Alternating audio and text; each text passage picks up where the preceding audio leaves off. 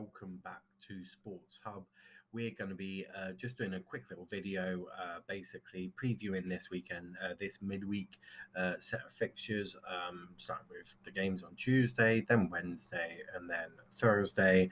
I'm not going to take score of this. It's just my thoughts because it's good to get them out there, keep it consistent. But before I do that, if you want to become a member of the channel, as always, all links are in the description. Great perks, and you can join for as little as 99p. But let's get straight into it because we haven't all got time to waste, have we? So, starting off, Crystal Palace versus Brentford. Crystal Palace, for me, this is at Selhurst Park, by the way. A very good team playing very good football under Vieira.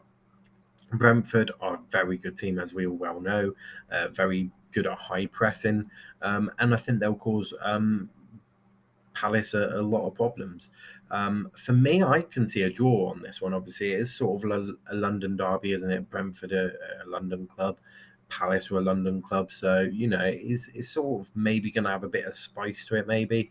But I'm going to go 2-2. I think this game's got goals. This is Brentford. They're normally quite good at getting goals. Palace, we know they've got good players who can score goals, and it'll be interesting to see how Palace do with Gehi and Anderson at the back and how they deal with Ivan Toney and Mbappe and all of that. Also, Lewis Keane Potter is another fantastic signing from Brentford, I feel. But we'll have to see with this one. But I'm going to go 2-2. As I said, I think both teams are doing well, and I think both teams will want to show what they can do as well. I think that'll be quite an interesting game.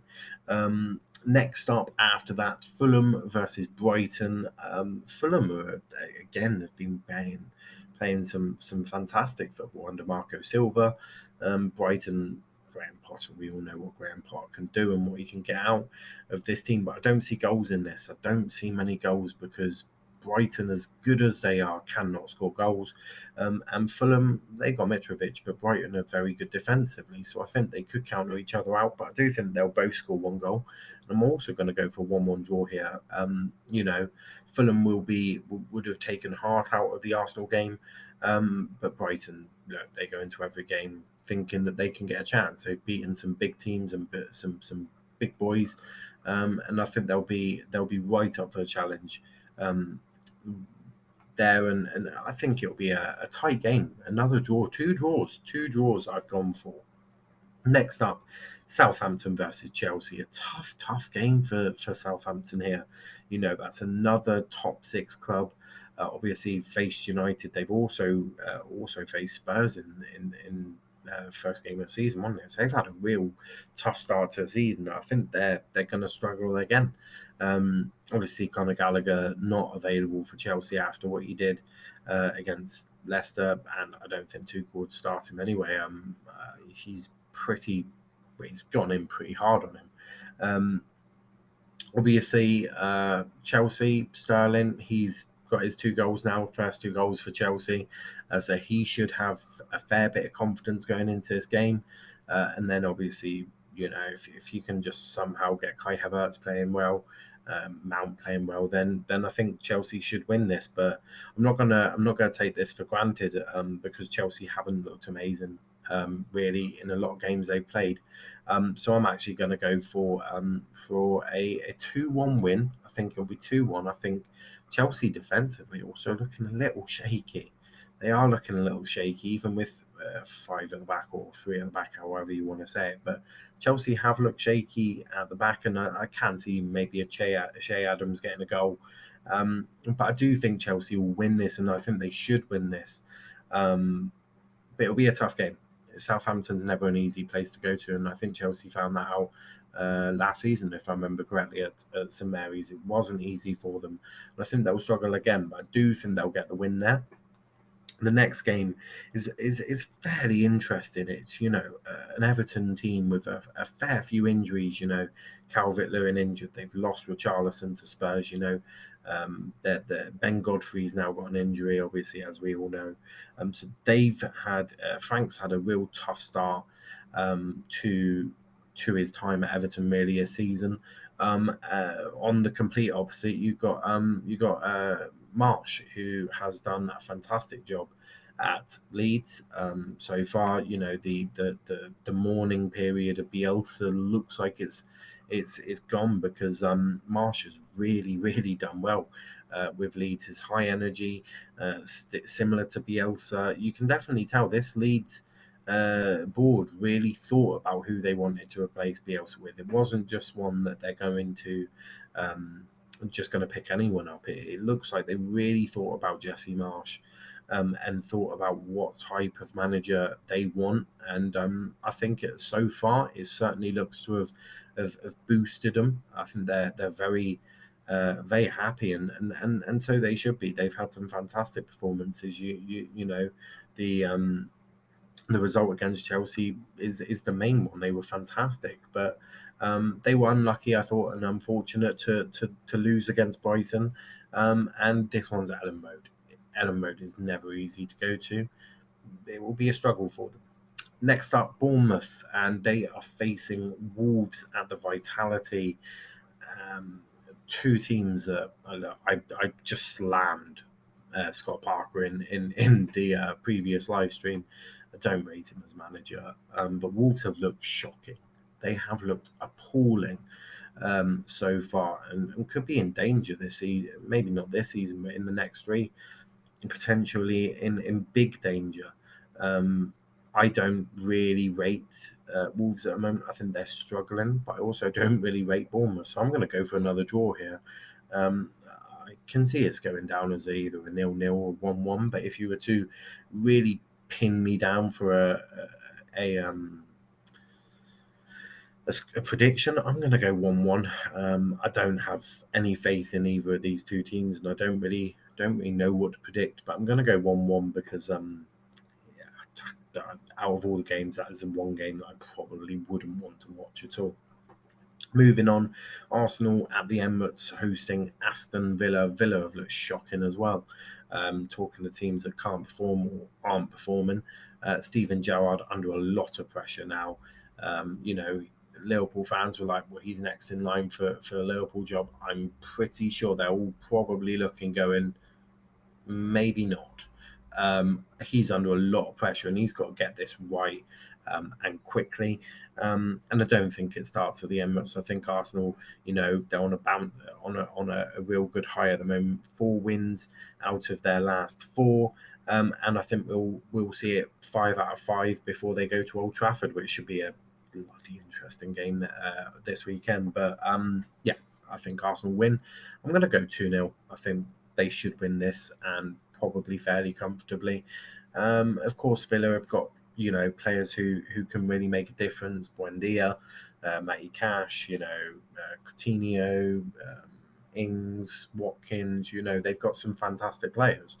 But can Gerrard get all of them into the one team? Because I always thought, well, you've named McGinn your captain, so he will probably have to start most games then. But you can't. Can he fit Buendia and Coutinho into the same team regularly? And I think that'll be the key on if he can keep his job. Basically, I think you need both of them to really drive the creativity towards Ings and Watkins and all of this. So he's really got to learn or work a way to get them all in. And I think that will be a challenge for him. And I don't think he beats Arteta at the moment. Arsenal, as I say, will be on high. Jesus has been fantastic. Zinchenko's been fantastic. Kieran Tierney's really quite now looking, going, well, what do I do? I've really got to work hard to take my spot back. So, yeah, I think Arsenal will win that comfortably. 2-0. Man City Forest. Haaland. I've actually triple captained Haaland. Looked at City's next 2 games. This is where Pep benches him, guaranteed. But look, it's at the Etihad. You can never bet against City.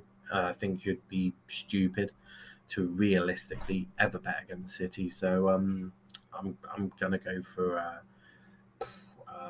I'm going to go 3-1.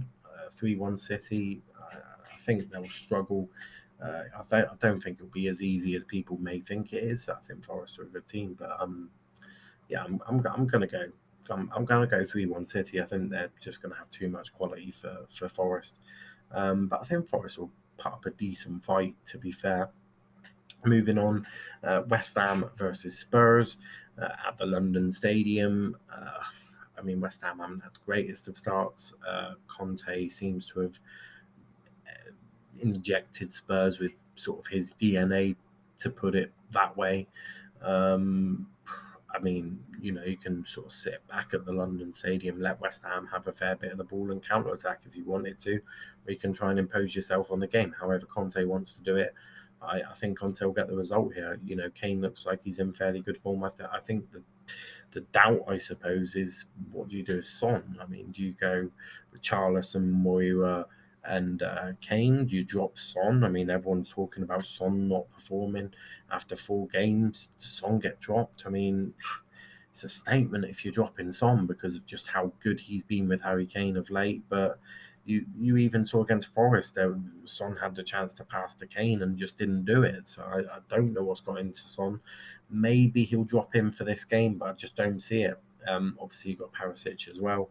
I mean, maybe Perisic, Charleston, and Kane might be a better one there. But he's got options, and maybe a bit of rotation. This is the first time that the managers have had to deal with a midweek fixture really realistically. So I do expect some changes to be made to a few of these teams.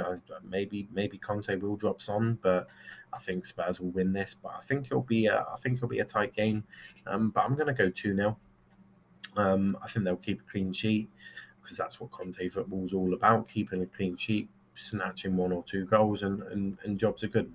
I do think they'll keep a clean sheet, but I think it could be it wouldn't surprise me if West Ham get a goal either way. But I'm going to go 2-0 to Spurs. Next game, Liverpool at Anfield versus Newcastle. This is not a Newcastle team that anyone will have recognised a couple of years ago. It's completely changed. Bruno Guimaraes, Joel Linton playing central midfield, Matt Target, you've got Kieran Trippier. They've got some fans, Sven Botman at the back as well. So they've got some fantastic players.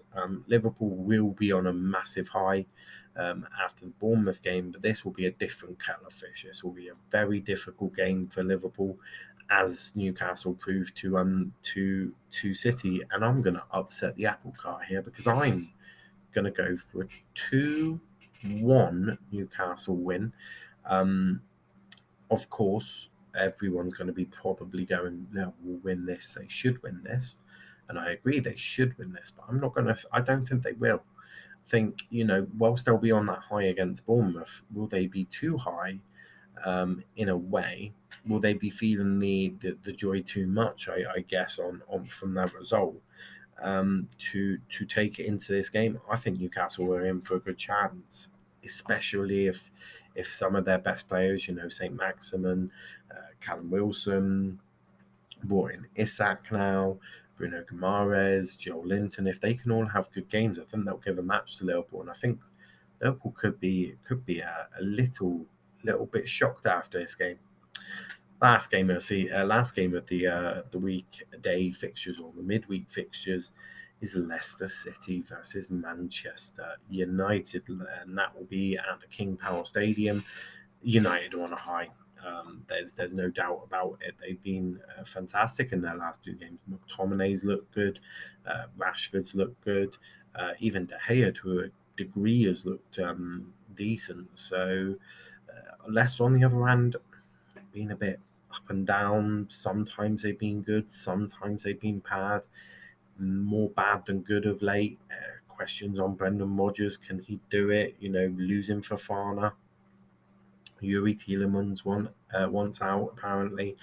They've got some big issues, but they've got some good players. Jamie Vardy always is one threat that you have to look for. Harvey Barnes being another one. I think he's a fantastic player with real quality. It'll be interesting to see the lineup that the Leicester go for. United is the one that I'm really intrigued to see what Ten Hag does. Of course, after a Liverpool game, he went unchanged against Southampton. I suppose the thing is he has got a longer break than every other manager. Obviously, Leicester played Saturday as well. But Ten Hag's had the longest break, midday kickoff onto Thursday. How many changes will he make? Will he make any? Casemiro, will he make a debut against Leicester? I mean, that's surely one that you'd. Matt said you'd save Casemiro for Arsenal. Maybe give him 30 minutes against Leicester. I think Matt suggested playing McFred with Ericsson. I can sort of see that. Maybe Donny. I spoke about Donny in the review show. Maybe this is one that Donny can play and maybe show what he can try and do. Ultimately, I think United will. I think they'll win this, and I think they'll win it 1-0.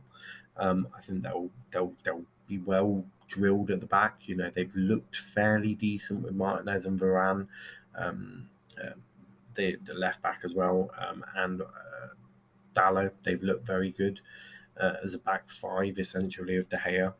Even De Gea's looking better, so I think they'll keep a clean sheet, and I'm going to go 1-0, which is an interesting one, but I think that's a fair one. Maybe 2-0, maybe 2-1, but I'm going to go 1-0 for that one. But guys, that's really it. It's just my predictions for this one. If you want to put your predictions in the comments, it'd be interesting to see what you guys think. As always, thank you for the support you give the channel. If you want to support the channel on a more personal level, you can become a member for as little as 99p. Do check all the links out in the description. And as always, guys, take care. Thanks for watching, and peace out.